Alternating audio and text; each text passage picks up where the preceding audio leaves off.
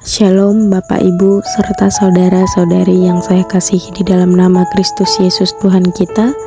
Selamat pagi bagi kita sekalian. Pada saat ini kita akan kembali merenungkan kebenaran firman Tuhan. Mari kita memulai dengan menyiapkan hati dan pikiran kita. Kita mulai perenungan ini dengan berdoa.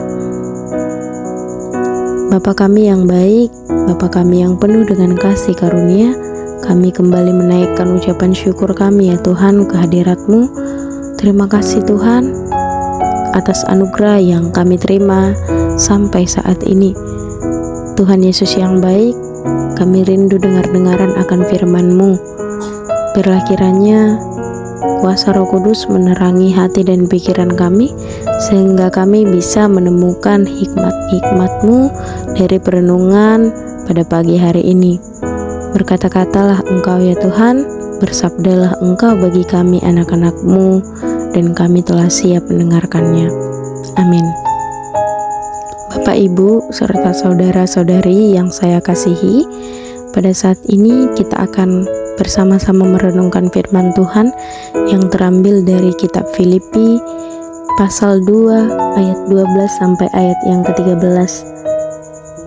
Hai saudara-saudaraku yang kekasih, kamu senantiasa taat, karena itu tetaplah kerjakan keselamatanmu dengan takut dan gentar, bukan saja seperti waktu aku masih hadir, tetapi terlebih pula sekarang waktu aku tidak hadir, karena Allah lah yang mengerjakan di dalam kamu, baik kemauan maupun pekerjaan menurut kerelaannya. Amin. Pada saat ini, saya juga memberikan kita sebuah tema, kalau sudah tumbuh, jangan lupa untuk berbuah. Bapak, Ibu, serta saudara-saudari, kitab Filipi ini ditulis oleh Rasul Paulus ketika ia berada di penjara. Seperti yang kita ketahui juga bahwa kitab ini ditujukan kepada jemaat di Filipi. Berbicara tentang jemaat Filipi, konteks pada waktu itu menceritakan bahwa jemaat Filipi sedang mendapat pergumulan secara internal maupun eksternal, yang mana salah satunya pergumulan secara eksternal adalah bahwa setiap pengikut Yesus mendapatkan penganiayaan. Sedangkan salah satu contoh untuk pergumulan secara internal yaitu terdapat perselisihan ataupun perpecahan akibat kecemburuan dalam hal kerohanian dan persaingan, egois, mencari pujian bagi diri sendiri, menganggap diri lebih penting atau lebih utama dari orang lain. Hal tersebut membuat Paulus akhirnya menulis surat berisi pengajaran teologis dan nasihat pastoral ataupun penggembalaan pada jemaat di Filipi pada waktu itu. Nah, dari kebenaran firman Tuhan ini, Paulus mengingatkan agar terus mengerjakan keselamatan yang berupa anugerah dari Allah. Memang Alkitab dengan tegas mengatakan bahwa konsep keselamatan, bahwa setiap orang diselamatkan oleh iman percayanya melalui Tuhan Yesus, bukanlah melalui usahanya sendiri. Keselamatan kita terima bukanlah karena pekerjaan baik ataupun amal baik yang kita lakukan dalam kehidupan kita, tapi justru setiap orang yang menerima anugerah ini hanyalah sebagai permulaan ataupun ibaratnya sebuah tiket ataupun karcis. Jadi sesuai dengan anjuran Rasul Paulus di dalam kitab Filipi pasal 2 ayat 12 sampai yang ke-13 ini,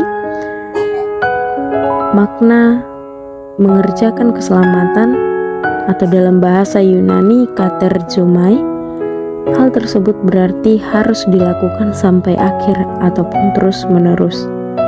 Jadi Paulus mendorong jemaat Filipi dan kepada kita orang Kristen masa kini agar hidup kita selaras dengan firman Allah.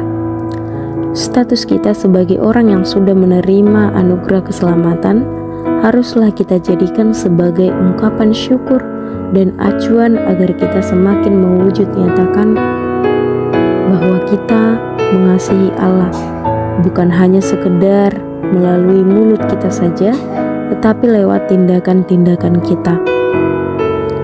Kita tahu juga bahwa keselamatan ini ataupun mengerjakan keselamatan itu bukanlah serta-merta inisiatif kita pribadi lepas pribadi, tetapi melalui inisiatif Allah.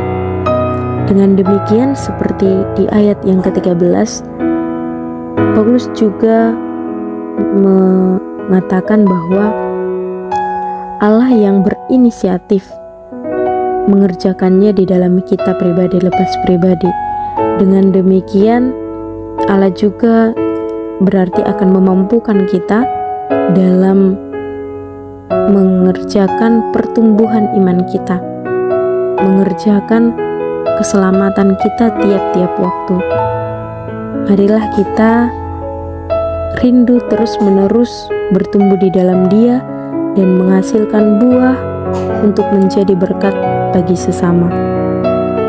Lantas, apa yang harus kita lakukan? Langkah awal untuk mengerjakan keselamatan kita dapat melakukan mulai dari hal-hal sederhana. Mari kita lebih bukan hanya sekedar mengatakan mengasihi Tuhan, tetapi kita rindu untuk mendengarkan isi hati Tuhan melalui sering membaca firman Tuhan ataupun Alkitab. Mari kita belajar hidup kudus,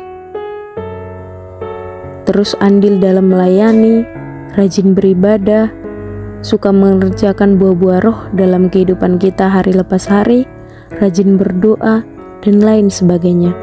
Banyak hal, langkah-langkah ataupun contoh kita mengerjakan keselamatan kita. Mari kita meresponi kebaikan Tuhan ini. Ungkapan syukur kita wujud nyatakan dengan kita rindu untuk selaras dengan firman Tuhan. Amin.